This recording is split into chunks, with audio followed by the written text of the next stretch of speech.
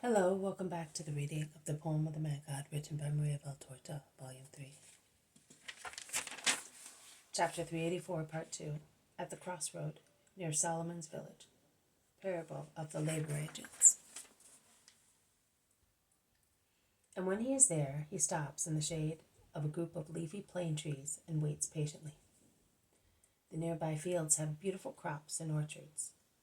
They look fresh in the early morning, and it is a pleasure to admire them.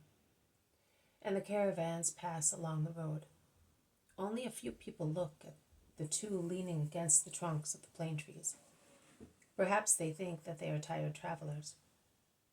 But some recognize Jesus and point him out, or they bow, greeting him. At last there is one who stops his little donkey and those of his relatives, dismounts, and goes towards Jesus, saying, "God be with you, Rabbi. I come from Marbella. I heard you in autumn. This is my wife, this is her sister, a widow, and this is my mother. This elderly man is her brother, and that young man is my wife's brother. And these are our children. Give us your blessing, Master. I heard that you spoke at the ford, but I arrived there late last night. Will you not say a word to us?" The word never refuses. But wait a few minutes, because other people are arriving.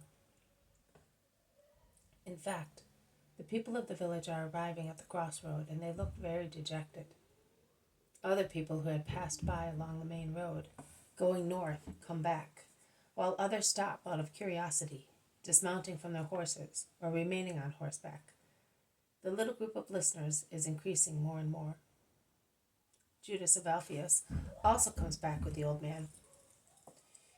There are also 2 sick people with them and many more healthy ones. Jesus begins to speak. Those who go along the roads of the Lord, the roads indicated by the Lord, and they do so with goodwill, end up finding the Lord. You have found the Lord coming here after fulfilling your duty of faithful Israelites at Holy Passover. And here is wisdom speaking to you as you wished. At this crossroad, where divine providence has made us meet, man comes to many crossroads on the way of his life.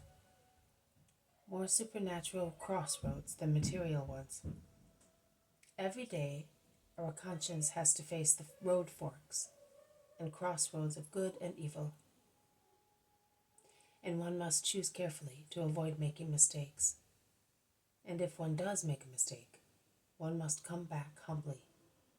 When one is called and warned, and even if the way of evil, or also the way of tepidness, looks more beautiful, one must choose the rough but safe road of good.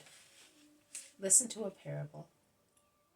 A group of pilgrims who had come from remote regions looking for work arrived at the frontier of a nation.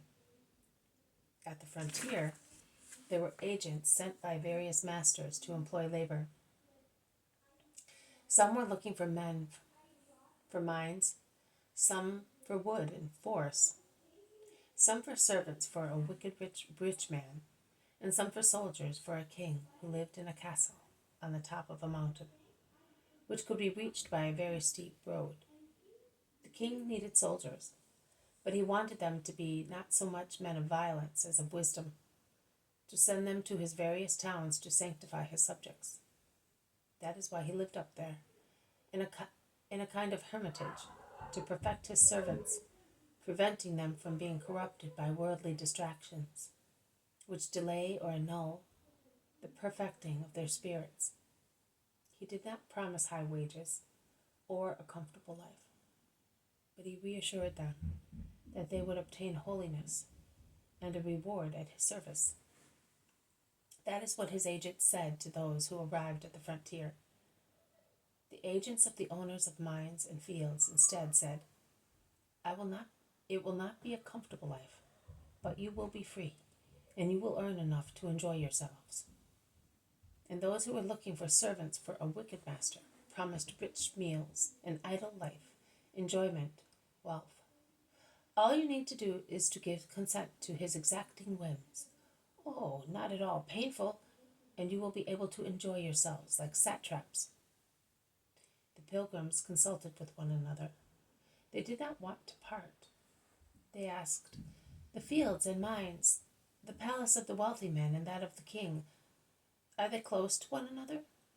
"Oh no," replied the agents. "Come to that crossroads, and we will show you the different roads." They went. Now, this wonderful, shady, flowery, smooth road with cool fountains leads to the palace of the wealthy man, said the agents looking for servants. Now, this dusty one, through pleasant fields, leads to the fields.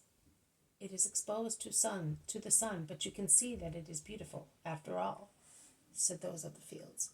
Now, this one, furrowed by heavy wheels and stained with dark spots, takes to the mines.